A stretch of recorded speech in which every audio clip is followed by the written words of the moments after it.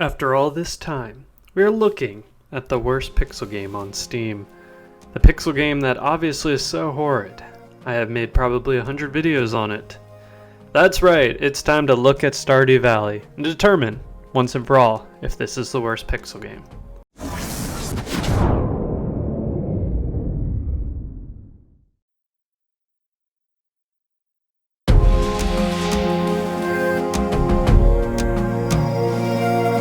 Now, Stardew Valley is a farming sim brought to you by Concerned Ape.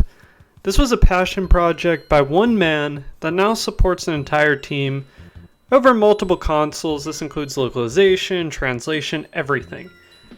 So, this game has really grown since its initial concept. Now, Stardew Valley is a simple game. If you ever have played Harvest Moon, you get the gist of what Stardew Valley entails. Your grandfather leaves you a farm, he haunts you, there are magical creatures, a wizard, you know, the normal. While the magical elements abound in this game, it is more rooted in farming and realism. The magical elements of having the little creatures that inhabit the community center and everything, while they're around and do stuff, it's not really central to the game. They're not actually helping you like the fairies were helping in Stardew Valley, the sprites. So it's a little bit more tame. Now, this is a tale that works with the magical elements, but honestly, that isn't the driving force behind the game. Stardew Valley is a slice of life, very peaceful game. There isn't really any reason to rush through Stardew Valley, because why would you? And that's what honestly, it doesn't make it horrible, it actually makes it great.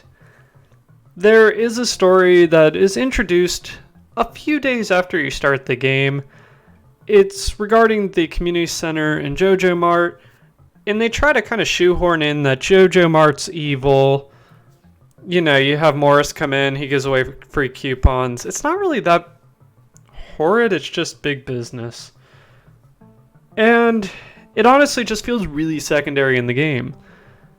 Just all you need to know is basically Joja Mart, bad, community center, good, villagers, good, big corporation, evil. And, I mean, how dare you have affordable and cheap groceries impede on small, overpriced stores? I mean, Pierre is such a great guy and not a jerk at all, and definitely not kind of douchey. Now, one of the biggest questions around Stardew Valley is the age-old, how can this game be fun? And I think that's the biggest thing about this game. All you are doing is really planting, watering, growing crops, and then interacting with villagers. And you repeat this. This is a loop that you'll do every day. You'll wake up in the morning, you'll water your crops, take care of them, sheep, anything that you have on your farm that you need to do, and then the rest of the day is basically spent interacting with the villagers. And people ask, how can that be fun? And it's hard to explain because Stardew Valley is one of those games that it's just fun. The controls are simple, they're easy to pick up, they're easy to understand, and the people that are in the game, the villagers, the day-to-day life, it's just an experience. And farming at its primitive nature is a return to a simpler life without the corporate world to push us down. Which is kind of funny because actual farming is very strenuous and very time consuming and very difficult to do. So it's very funny that when you think of peaceful and easygoing things, you think of farming when it's not really that easygoing. Now, each facet of Stardew Valley works because it's so silky smooth. Every action related to farming, it is simple. It is easy to do.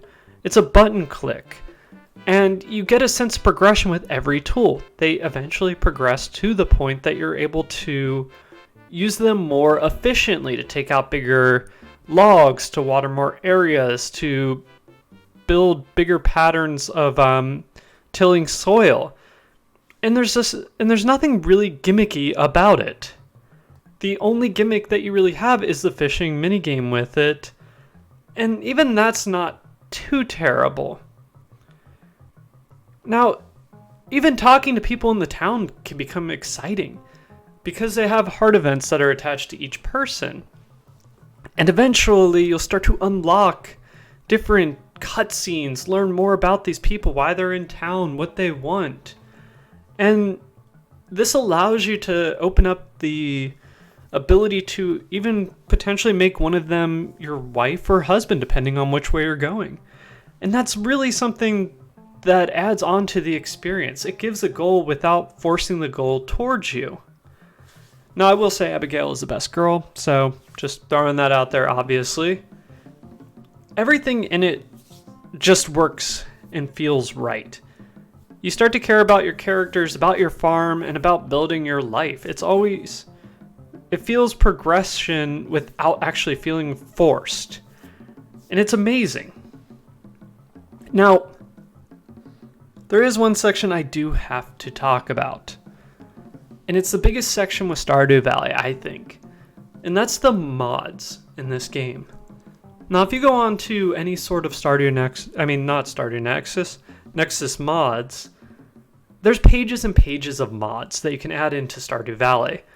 And even recently with the release of 1.5 point whatever number, they are trying to push more of the mod support for things like Smappy to be able to add mods into the game. And some of the mods are good, some of them are bad. I do have videos on some of the weirder mods that I've encountered, and some of the good mods I've encountered. You do have mods such as the Stardew Valley Expanded, that adds a whole new map, whole new custom NPCs. Ridgeside adds a whole new town. And then you have other weird ones that you just don't even want to talk about or ever think about and will haunt your nightmares for the rest of your life. Yeah, you don't know. So some of the modding is good, some of it's bad, but overall it adds so much to the game. So I'm going to finish this out. Final words with this game. Is it the worst pixel game out there?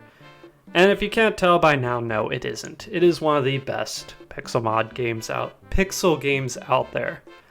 I think this is probably one of the games that has become my favorite game since its release. I have sunk dozens, hundreds of hours into the game, and I wouldn't do that if I thought this game was horrid.